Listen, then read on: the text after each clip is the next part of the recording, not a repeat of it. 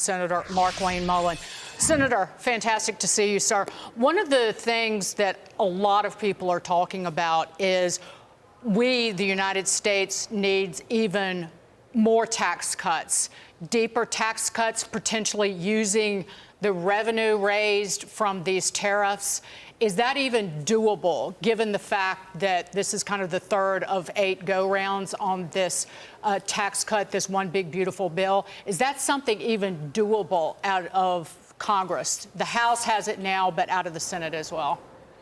I think the Republicans would like to cut taxes as much as possible for the American people. Unfortunately, it's going to be very difficult. Right now, we're talking about just keeping current policy, meaning making the president's tax cuts he put in place in 2018, making them permanent and so they don't expire right now. Because, Dagan, as you know, if they expire, it's a $4 trillion tax increase on every single American, regardless of what tax bracket you're in. So I think the first step is make the current tax policy permanent, and then hopefully we can see us get our financial house in order, because obviously we're carrying a huge deficit, and start paying down the deficit. When that starts happening, then you could probably talk about doing additional cuts, because what we don't need to do is raise taxes and send more money up here to Washington, D.C. and let us spend it in a frivolous way. Senator, good friend Larry Kudlow, and I agree with him. He has said many times that he wanted to see the tax cuts first and the tariff agenda later. It did not come from this administration in that order, and now the reporting out there is that, you know, they did the tariffs first and it's going to mess up the rest of the agenda. What say you? I don't think it's going to mess up the rest of the agenda. Listen, President Trump is the only president we've had in my lifetime to actually have the guts to be able to do this. At some point, we were going to have to right this wrong. We are allowing countries to take advantage of our strong economy. And keep in mind, the reason why you have 70 countries that's come to the table right now is because people have to do business with us, because we're the strongest and the most active economy out there. And so if the idea that they continue to take advantage of us was going to have to right the ship. This president, President Trump, was actually strong enough and bold enough to do that. Now, is it perfect? No. Is a rollout been great? It's been okay, because people are starting to come to us, but we've had some trouble in the market because the market reacts to speculation and they have a hard time actually looking at the futures. And this is about setting the tone for future generations and for future workers in America. So the tax policy is currently being worked out. And so the president had to do this now for the tariffs, while we work on one big, beautiful bill to make the tax policies permanent. And we will get that done sometime probably in the summer. I think the market, too, Senator, just freaked out at those wild, all over the place reciprocal tariff numbers on nations that we have even decent relationships with. They were just expecting a flat across the board, say 10% tariff, and we got that too. Right. What you mentioned, go ahead. But Dagan, this isn't just about tariffs. This is also about access to the economy.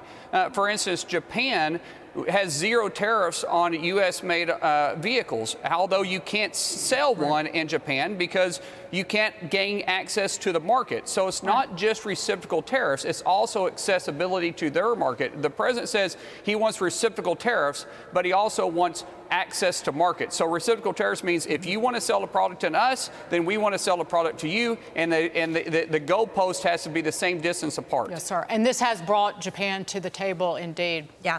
Well, spending cuts, I want to talk about that, because that's a really important part of the overall framework of how this agenda, Trump economic plan, is going to basically work. So there are at least 5 to 10 House Republicans who can't support Senate GOP, the Senate GOP framework, and that's the problem.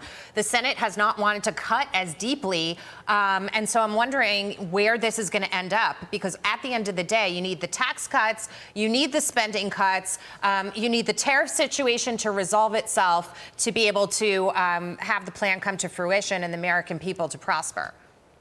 Well, Jackie, this is one step of a two-step program. Right now, all this is a framework. You said that absolutely right. This is a framework. Nothing prohibits the House from going in and working on their reconciliation package and making as much cuts as they want to. It doesn't set any standards for them. It instructs the Senate. It doesn't instruct the House. But the difference between the House and the Senate is we have the bird rule in the Senate. And what the difference is the House can walk through a garage door that's wide open. When we get to the garage door, they close it, and we have to break out the little window on top of the garage door and figure out how we're going to go through it. So this is just the budget bill that they have to pass simply allows us to move forward to the reconciliation to where they can put whatever guts they want to on it and make it work. So they have to pass this before we can even get to reconciliation, where we can even go after the DOGE cuts, where we can actually go after the waste, fraud, and abuse and look towards balancing the budget. But we have to pass this first step first.